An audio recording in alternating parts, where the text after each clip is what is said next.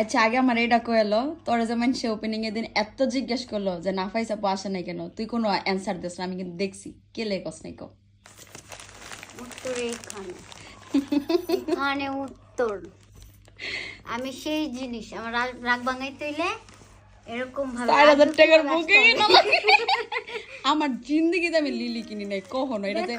এটাতে এত এক্সপেন্সিভ, তুই যে আসলে এত এক্সপেন্সিভ আমি জানি না, আমি সত্যিই জানি না। সে আমার ওপেনিং এর সময় ঘুমায়া জায়গা, এটা কোনো কথা? আড়াইটা বাজে কথা কইছি, হ্যাঁ ঘুমের ওষুধের জায়গায় প্রেসার ওষুধ খায় অসুস্থ হয়ে গেছে। আমি যে স্ট্রোক করে দিয়েছিলাম এটা কইলি না কিছু, মানে স্টক করে লাইতাছে, এটা কোনো কথা? এন্ড এটা তো আমি আজকে জানছি, বাট এই টেক্সটটা সিন করলে দেখতে পাইতি। আমি তো করব না, আমি জাহান নামে জায়গা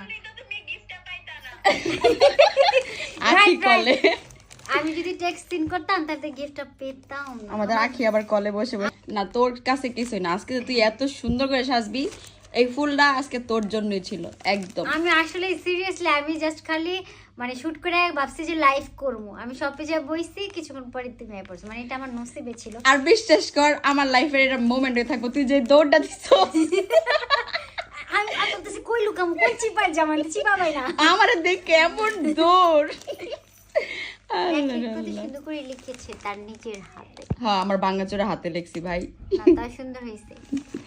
ওকে এই রিজন ছিল। তো ভাই ফাইনালি রাগ ভাঙছে, মাইন্ডসে কি আমি এটা পরে জানাবো? আল্লাহ সিকি নটাঙ্কি করে মায়ারা।